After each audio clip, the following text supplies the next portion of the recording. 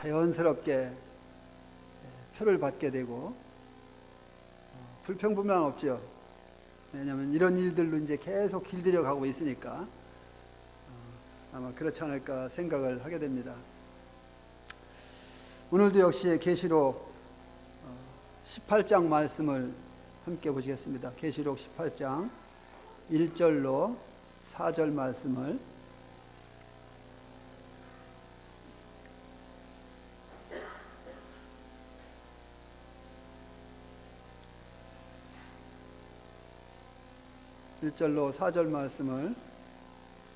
제가 읽어드리겠습니다.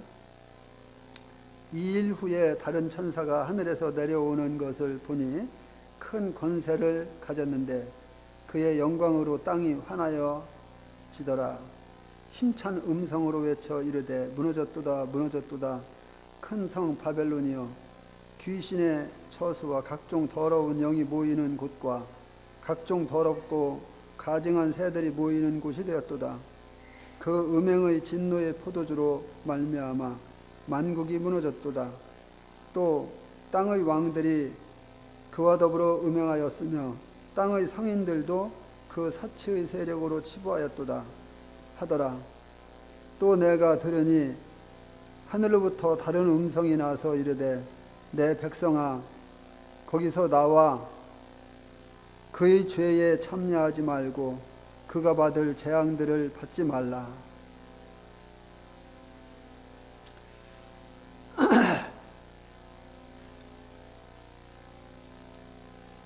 우리가 앞에서 살펴본 대로 바벨론은 거대한 종교 조직이며 세상에서 가장 큰 이 상업적인 이와 같은 것을 이루고 있다고 하는 것을 이야기했고, 이것은 음료 교회에 대한 언급이라는 것을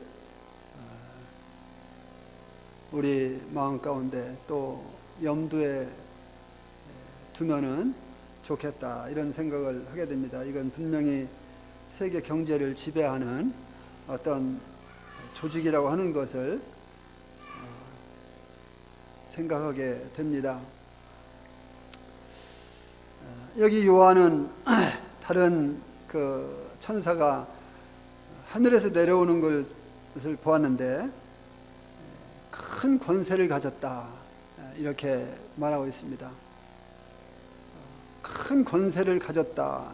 이 천사가 가지고 있는 이 권세는 큰 권세를 가졌다고 하는 말씀을 볼 때에 분명 하나님께로부터 직접 받은 이와 같은 권세다 하는 것을 볼 수가 있습니다. 나라의 대통령이나 왕이 특사를 보내면은 그것은 큰 권세를 가지고 하는 것이죠. 큰 힘이 있는 것입니다. 이렇듯 요한이 본 이 다른 천사, 이 천사가 큰 권세를 가지고 있는데 이것은 하나님께로부터 받은 권세다. 이것은 직접 받았다. 이와 같은 것을 생각해 볼 수가 있습니다. 이 천사가 바벨론의 멸망을 선포하게 되는데 이 큰 권세를 가지고 있는 이 천사가 하늘에서 어디로 옵니까? 땅으로 내려왔습니다. 땅으로 내려오는데, 큰 권세를 가지고 있는 이 천사가 땅으로 내려오고 있는데 이 천사에게서 나타나는 빛 때문에 땅이 환해졌다. 그러니까 밤에 내려왔기 때문에 땅이 환해진 것이 아니라 천사가 반사하는 그 빛 때문에 땅이 환해졌다고 하는 것입니다. 물론 지구 전체가 환해졌다고 하는 것은 아닐 것입니다. 어느 반경이 있겠지요. 왜 그럴까요? 이 천사는 하나님과 가까이에 있었기 때문에 이 천사에게로부터 나타나는 그 빛이 엄청났을 거라고 생각이 되어집니다. 그래서 천사가 이 땅으로 내려왔을 때에 땅이 환해졌다 하는 이와 같은 표현을 쓰고 있겠구나 하는 것을 생각해 보게 됩니다. 그도 그럴 만한 것이요. 시편 104편 2절 말씀을 보게 되면은 우리 주님은 옷을 입음같이 빛을 입으신 분이다 하는 이와 같은 시편 기자의 증언을 볼 수가 있는 것입니다. 옷을 입음같이 빛을 입으신 분이 바로 주님이십니다. 그 주님과 가까이에 있던 이 천사가 거기로부터 방금 나와서 땅으로 내려왔을 때에 반사되는 그 빛이 어떻겠는가 하는 것을 생각해 볼 수가 있는 것입니다. 그리고 요한일서 1장 5절 말씀에도 우리가 그에게서 듣고 너희에게 전하는 소식은 이것이니 곧 하나님은 뭐라 했습니까? 빛이시다. 하나님은 빛이시다. 그 빛 대신 주님과 함께, 그 빛 대신 하나님과 함께 있던 천사가 내려왔을 때에 엄청난 빛이 반사됐을 거라고 하는 것이죠. 하나님은 빛이십니다. 빛 대신 하나님은 이 신약 시대에도 역시 동일한 것입니다. 변함이 없어요. 예. 디모데서 6장 16절도 보면은 오직 그에게만 죽지 아니함이 있고 가까이 가지 못할 빛에 거하시고 어떤 사람도 보지 못하였다. 이렇게 증거하고 있습니다. 가까이 가지 못할 빛에 거한다. 어떤 사람도 빛 대신 하나님 앞에 가까이 갈 수가 없어요. 물론 우리가 이제 주님이 공중 재림하셔서 우리를 변화시켜서 공중으로 끌어올리시게 되면은 그 주님과 함께 있을 때에는 그 빛 대신 주님에 대한 가까이 가지 못할 빛이라는 것이 사실상 의미가 없는 것입니다. 왜? 우리는 함께 있을 수가 있으니까. 그때는. 그러나 지금은 그 빛 대신 주님과 어느 누구도 함께 있을 수가 없다고 하는 것입니다. 이렇게 빛 대신 하나님께로부터 방금 내려온 이 천사에 의해서 반사되는 그 빛이 얼마나 강렬했으면 땅이 환해졌다. 이렇게 이야기하고 있습니다.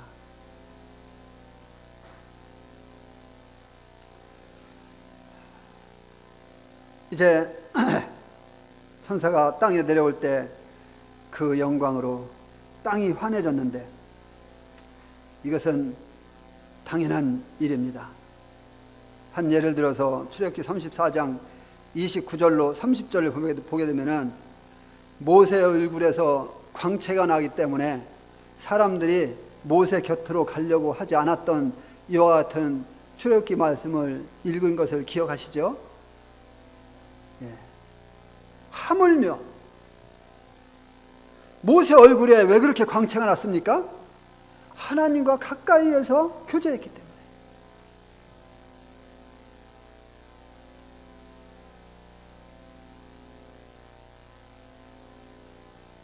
그 모세의 얼굴에 광채가 났던 거예요.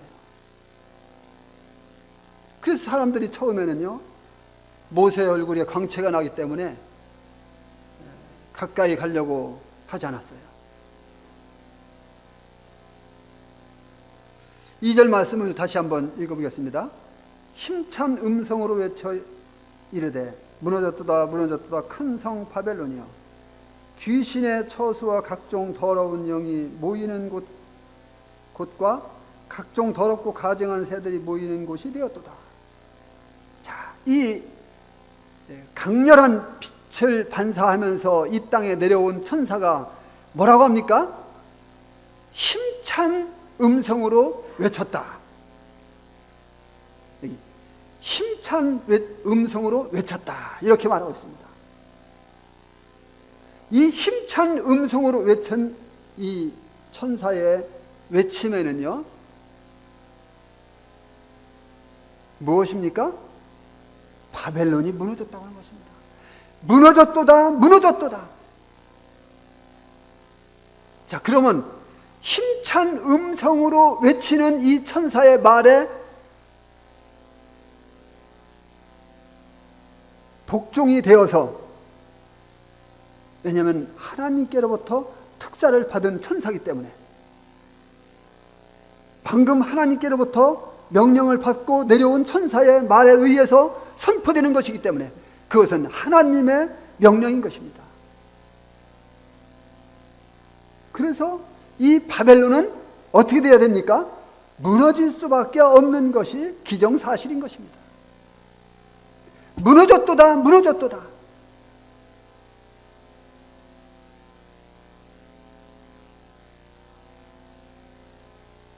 큰 성 바벨론이요. 이 바벨론은 무너질 수밖에 없는 것입니다. 천사의 힘찬 음성으로 나타난 효과는 바벨론이 무너진 것입니다. 그렇게 돼야 되는 것입니다.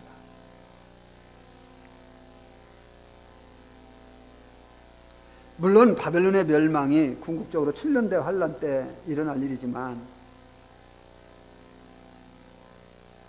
이것은 너무나 분명하고 확실한 사건이라고 하는 것을 여기에서 보여주고 있는 것이죠. 왜? 하나님께로부터 명령을 받고 강렬한 빛을 입고 내려온 이 천사에 의해서 큰 음성으로 외쳤기 때문에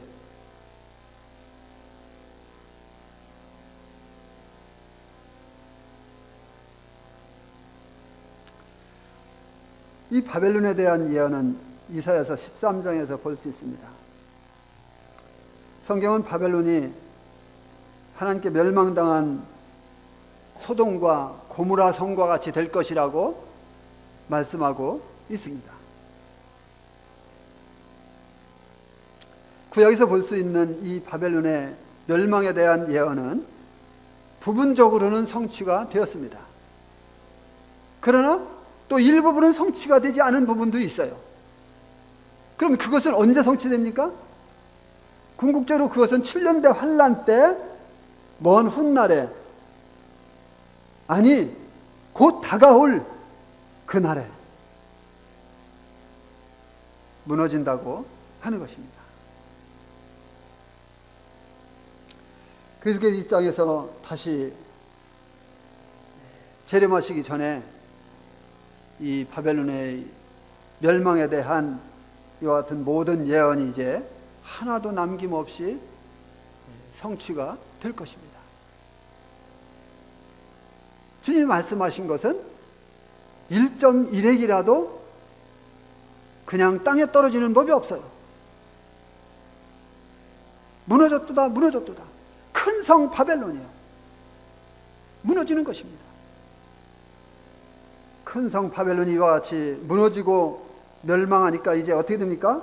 그것이 귀신이 모이는 처소가 됐다. 각종 더러운 영이 모이는 곳이 됐다. 각종 더럽고 더러운 새들이 모이는 곳이 됐다.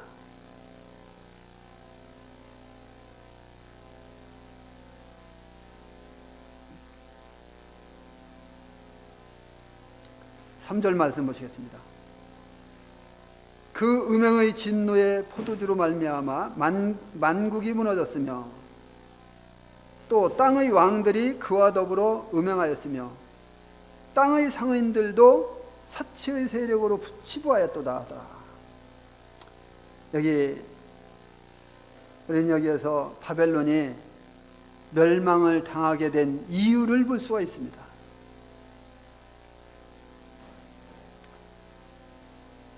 그것이 뭡니까? 바벨론은 만국들과 땅의 왕들과 상인들로 더불어서 행한 더러움 때문에,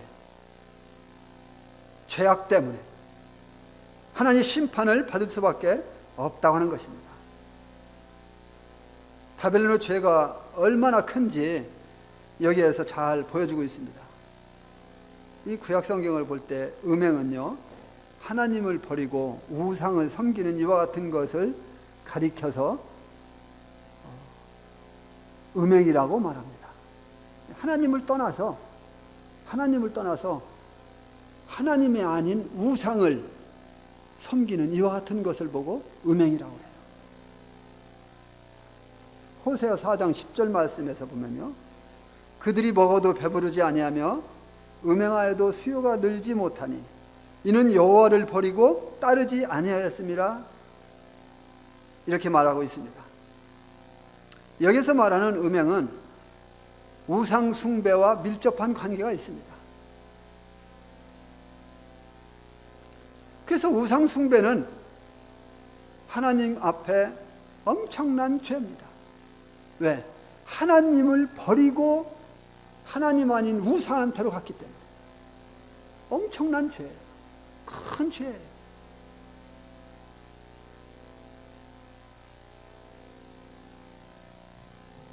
큰 성 바벨론은 자신이 범하는 것에 만족하지 않고 모든 나라들로 자신과 연합해서 하나님을 대적하고 하나님을 떠나서 짐승을 숭배하게 하는 이와 같은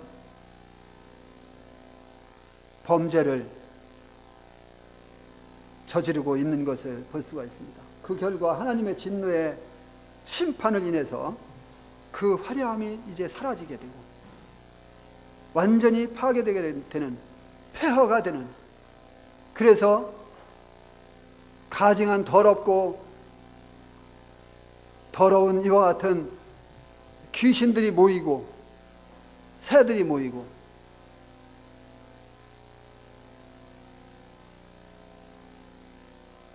악한 영들이 모이는 이와 같은 처소로 변해버렸다고 하는 것입니다. 또한 땅의 왕들이 이 바벨론과 더불어서 음행했다고 이렇게 말씀해 주고 있습니다. 그러니까 세상의 통치자들은 하나님을 대적하는 이와 같은 모든 악한 이 제도의 원형이라고 할 수 있는 큰 성 바벨론과 연합해서 어떻게 했습니까? 하나님을 떠나서 우상을 숭배하고, 이 큰 죄, 악한 행위를 일삼았던 것입니다.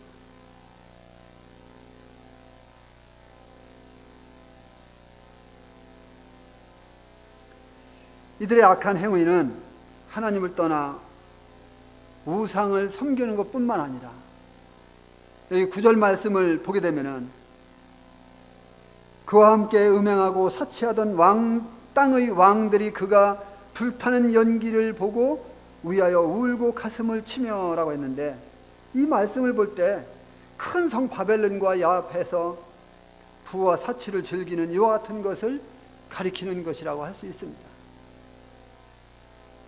그들은 그 짐승의 치하에서 지위와 권력을 얻기 위해서 갖가지 제도적인 원칙을 버리고 금전 숭배와 맞바꿔버리는 이와 같은 행위를 일삼았던 것을 볼 수가 있는 것입니다. 땅의 왕들은 이 음행의 죄에 기꺼이 바벨론과 짝을 했습니다. 그렇기 때문에 역시 어떻게 됩니까? 바벨론이 받게 되는 그 심판에 그들도 역시 동일하게 그 심판을 받을 수밖에 없는 것이라고 하는 것입니다. 그 바벨론과 짝해서 음행하고 더러운 이와 같은 짓거리를 했기 때문에 그들도 역시 바벨론이 받게 되는 이 심판을 받을 수밖에 없다고 하는 것이죠. 이뿐 아닙니다. 상인들도 그 사체의 세력으로 치부되었다고 하는 것입니다. 그러니까 나라들, 왕들, 상인들 할 것 없이 모두 다 큰 성 바벨론의 죄에 가담했다고 하는 것입니다. 이것이 하나님께서 바벨론을 심판해야만 하는, 바벨론이 심판을 받을 수밖에 없는 이유라고 하는 것입니다.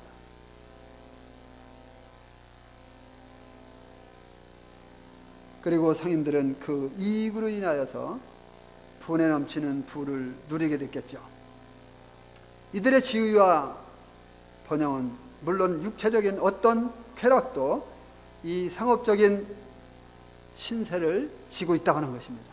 부인할 수가 없는 거예요. 수세기 동안 방치되어 있던 고대 바벨론은 현재 이라크의 경제 성장으로 옛 바벨론 성의 복원이 계획되고 있다고 합니다. 이게 참 놀라운 일이에요. 이라크는 완전히 사막이잖아요. 광야잖아요. 그런데 거기에 지금 복원되려고 계획 중에 있대요. 그래서 이 바벨론 박물관에 복원된, 이 베를린 박물관에 복원된 이 옛 바벨론 이스타르 문을 바탕으로 고대 바벨론 이 상상도가 나와 있다고 해요. 그러니까 이제 옛 바벨론이 다시 재건되는 거예요. 한마디로 옛 바벨론이 다시 재건되는데, 이스타르 문 조감도와 함께 그려진 그것이 베를린 박물관에 지금 벌써 이미 나와 있다고 합니다. 그러니까 이와 같은 일들을 볼 때에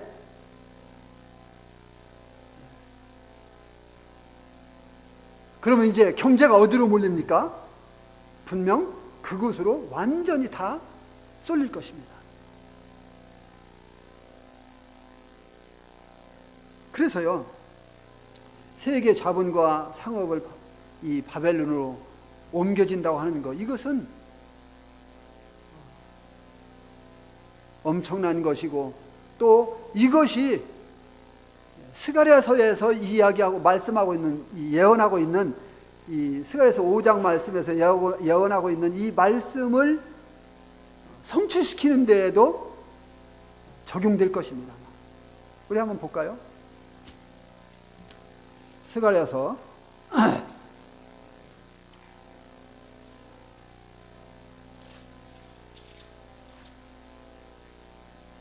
스가랴서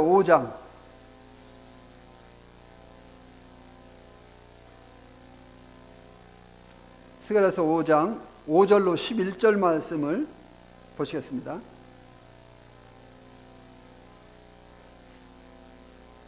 (1317페이지입니다) 스가랴서 5장 5절로 11절까지를 읽어드리겠습니다. 내게 말하던 천사가 나와서 내게 이르되 너는 눈을 들어 나오는 것이 무엇인가 보라 하기로 내가 묻되 이것이 무엇이니까 하니 그가 이르되 나오는 이것이 에반이라 하시고 또 이르되 온 땅에서 그들의 모양이 이러하니라. 이 에바 가운데에 한 여인이 앉았느니라 하니 그때에 둥근 납 한 조각이 들리더라.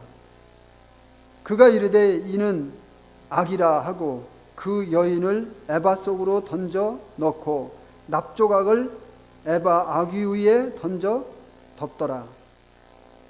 그가 또 눈을 들어 본즉 두 여인이 나오는데 학의 날개 같은 날개가 있고 그 날개에 바람이 있더라.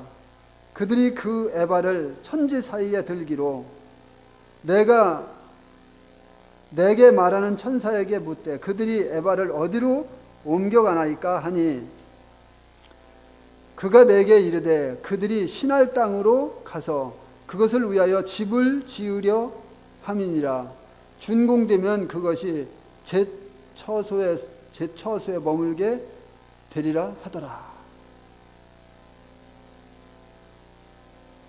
여기 신할 땅이 어디입니까? 신할 땅은 바벨론입니다. 옛 바벨론을 신할 땅이다. 여기에 에바 속에 있는 여자를 볼 수가 있는데요. 이 에바는 장사할 때 무게를 타는 데 사용하는 가장 단위가 큰 바구니를 뜻해서 에바라고 합니다.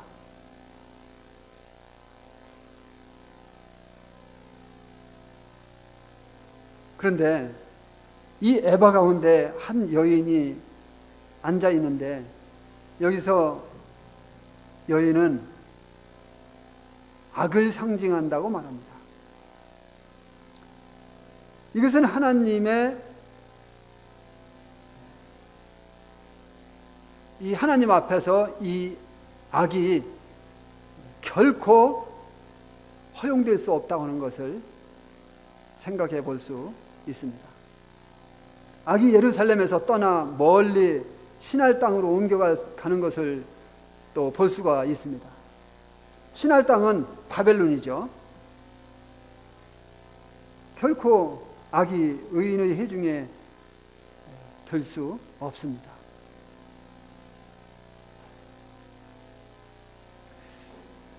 이 에바가 멀리 신할 땅으로 옮겨졌다고 하는 것은 이 악이 하나님 앞에서 영원히 추방된다는 것을 의미하기도 합니다.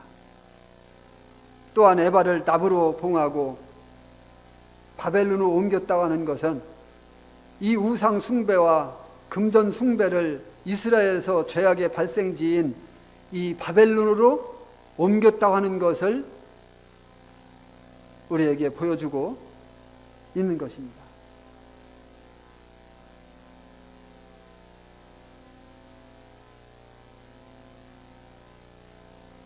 그리고 이 악을 에바 속에 앉은 여인으로 의인화했는데, 원래 에바는 뭐라고 말씀드렸습니까? 무게를 다는 데 사용하는 가장 단위가 큰 바구니라겠죠. 그런데 아모스 8장 5절을 보게 되면은 이스라엘 백성들이 탐욕을 구하여 사용하는 이 속임의 도구가 있었는데 그게 바로 에바였습니다.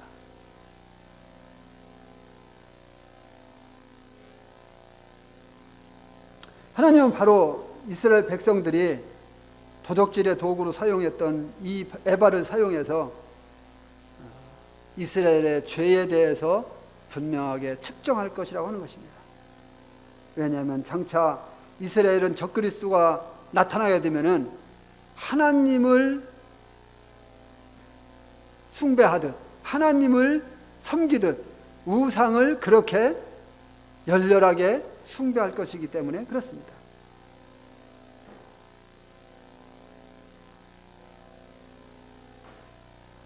그 우상을 하나님으로 숭배하고 더 악한 형태의 우상 숭배를 그들이 하게 될 것이기 때문에 분명히 하나님은 이 에바를 사용해서 이스라엘을 측정하시게 될 것입니다.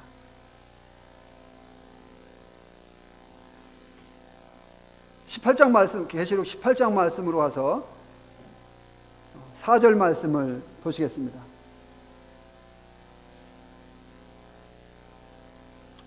18장 4절.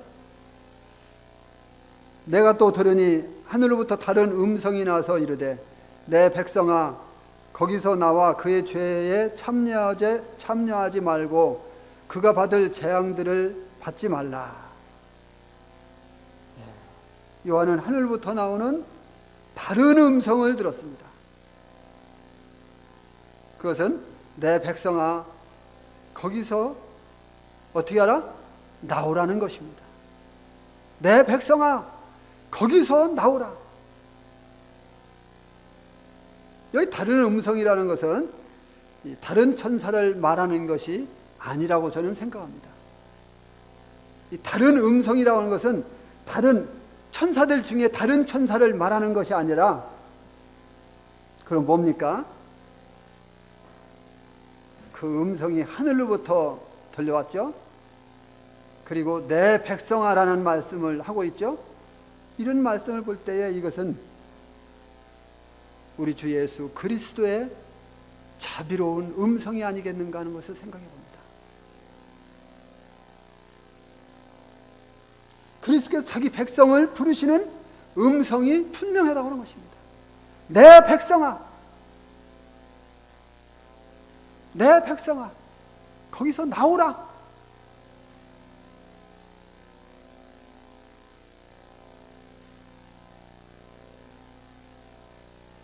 얼마나 은혜롭고 자비로운 음성입니까? 그래서 여기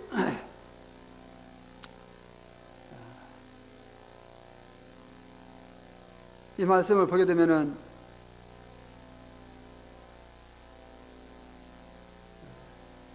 우리 주님께서 백성들에게 중요한 세 가지를 지금 말씀하고 있어요. 그게 뭡니까? 지금 본 말씀대로 거기서 나오라는 것이죠. 그 다음에는 죄에 참여하지 말라고 하는 것입니다. 그 다음에는 악한 자들과 함께 멸망하지 말라고 하는 것입니다. 거기서 나와서 그들이 범하는 그 더러운 죄 속에 그들과 함께 참여하지 말고, 하나님은 그들을 멸하실 것인데 그들을 멸할 때에 그들이 참여하는 그 죄 가운데 있어서 함께 죄를 지음으로 인해서 거기에서 함께 멸망하지 마라. 어쩌면 주님의 은혜로운 그 백성들을 향한 자비로운 음성이 아닌가 생각됩니다. 이 말씀은 오늘날 살아가고 있는 우리들에게도 큰 교훈이 되는 것입니다. 주님은 때로 우리를 부르실 때가 있어요. 거기서 나와라. 더러운 생각, 그 생각 속에서 나와라. 더러운 행동, 그 행동 속에서 나와라. 그것은 죄인들을 심판할 때에 심판하는 진노의 심판이 기다리고 있다. 물론 구원받은 사람들이 지옥 가는 것은 아닙니다만, 주님이 우리들에게도 교훈해 주시는 바가 있다고 하는 것입니다. 우리가 어디에서 나와야 됩니까? 우리가 어디에서부터 나와야 되는 것입니까? 나와야 되는 것입니다. 나오라.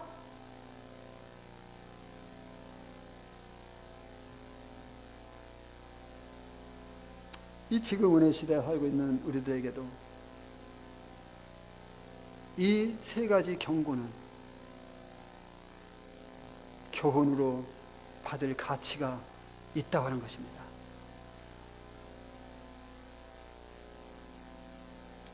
그리스도께서는 심판이 내려지기 전에 이 백성들에게 바벨론과 그 체제를 떠나라고 경고하고 계십니다. 그리고 부르시고 계십니다. 이 말씀을 보면서 예레미야 선지자가 바벨론을 향해서 선포한 말씀이 생각이 납니다. 우리 예레미야 50장 말씀을 보시겠습니다.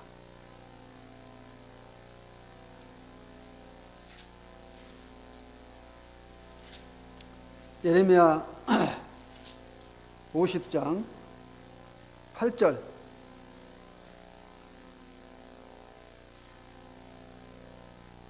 너희는 바벨론 가운데서 도망하라. 갈라디아 사람의 땅에서 나오라. 양떼에 앞서 가는 염소같이 하라.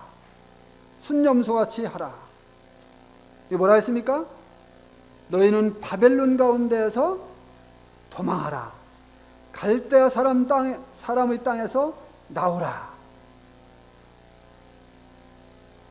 이제 70년 포로 생활이 끝나고 나면은 그들이 나와야 되는데 도망하듯 순염소가 양떼 앞에서 달려가듯 나오라고 하는 것입니다. 도망하라고 하는 것입니다. 왜 도망하고 왜 거기서 나와야 합니까? 이제 하나님께서 바벨론을 심판하실 것이기 때문에, 심판의 손길이 거기에 임할 것이기 때문에. 우리 다시 계시록 말씀 가서 그리스도께서 내 백성아, 즉 히브리인들을 향해서 거기서 나오라고 말씀하시고 있습니다. 부르십니다. 왜냐하면 심판이 가까웠기 때문에. 이때쯤이면 어쩌면 유대 종교가 바벨론화 되어 있을 때쯤인지도 모릅니다. 유대 종교가 하나님을 신실하게 섬긴다고 섬기지만 계속적으로 이제 사탄의 괴략과 속임수에 넘어가서 어쩌면 그들이 바벨론화 되어 있을 때쯤 되어 있는지도 모릅니다. 그때쯤에 하나님께서 거기서 나오라 이렇게 부르시는 것인지도 모릅니다. 나와야 되는 것입니다.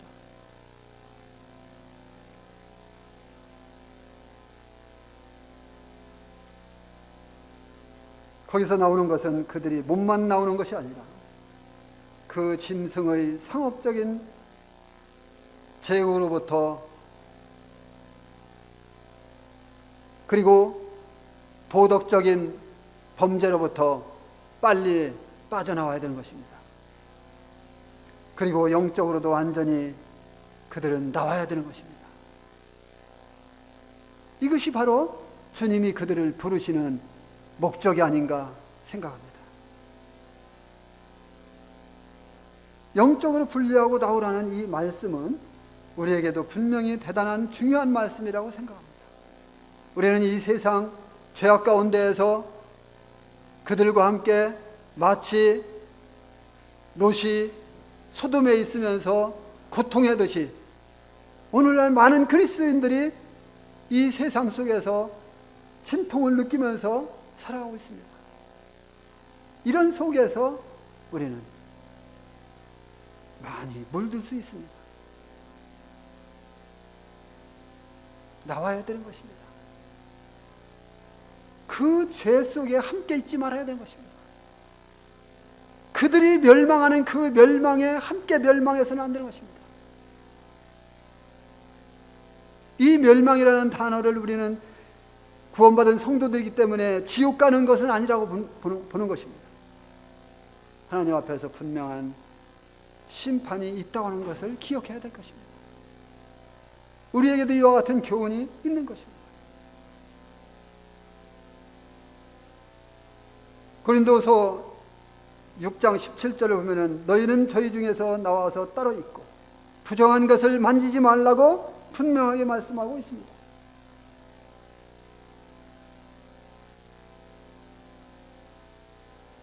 하나님의 거룩한 사람들이 믿지 않는 자와 멍해를 같이 하는 것, 이와 같은 것들을 말씀하시면서 너희는 저희 중에서 나와서 따로 있고 부정한 것을 만지지 말라.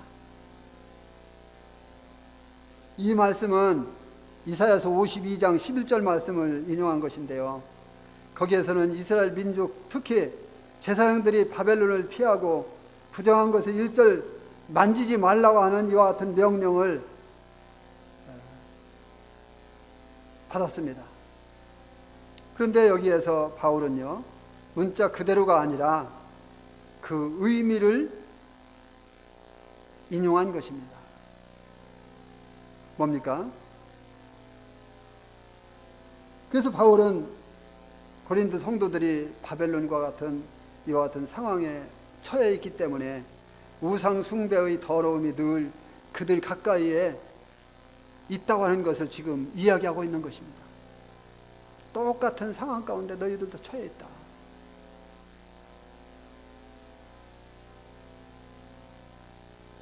그래서 그들은 자신들 가까이에 있는 것들을 멀리하지 않고, 그리고 그런 사람들과의 사귐만을 금하는 것은 무슨 의미가 있느냐고 하는 거죠. 그것은 아무 의미가 없다는 것입니다. 내 백성아, 거기서 나오라. 그 죄에 참여하지 말라. 그가 받을 재앙을 받지 말라는 이 그리스도의 말씀, 이 말씀에 순종하려면 어쩌면 비싼 대가를 치러야 될지도 모릅니다. 아, 비싼 대가를 치러야 되죠.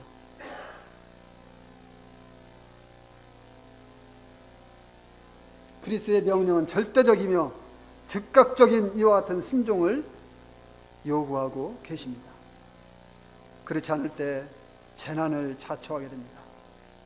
왜냐하면 바벨론의 원칙들을 받아들이고 그 행습을 쫓아가는 것은 그 죄에 동참하는 것과 같은 것이기 때문에. 그러면 어떻게 된다고요? 그들이 받는 심판도 동일하게 함께 받아야 된다고 하는 것입니다. 그래서 주님은 자기 백성들에게 자비의 음성을 보내십니다. 내 백성아, 거기서 나오라. 빨리 거기서 나오라. 그렇지 않으면 네가 거기에 함께 있으면서 그들이 범하는 죄에 가담할 수밖에 없다. 그 죄에 함께 가담한다고 하는 것은 너도 함께 그 멸망으로 들어가는 것이다. 그들이 받는 심판을 너도 받을 것이다. 주님은 자비의 음성을 그들에게 어쩌면 마지막으로 보내시는지도 모릅니다. 오늘날 어때요? 오늘날 우리들도 우리 주위에 마지막, 정말 마지막이 될 수 있는 이 메시지, 복음, 하나님의 말씀을 전해주어서 경고해야 되지 않겠는가? 왜? 그들을 사랑하니까. 그들이 멸망으로 가면 안 되니까. 이런 생각을 해보게 됩니다.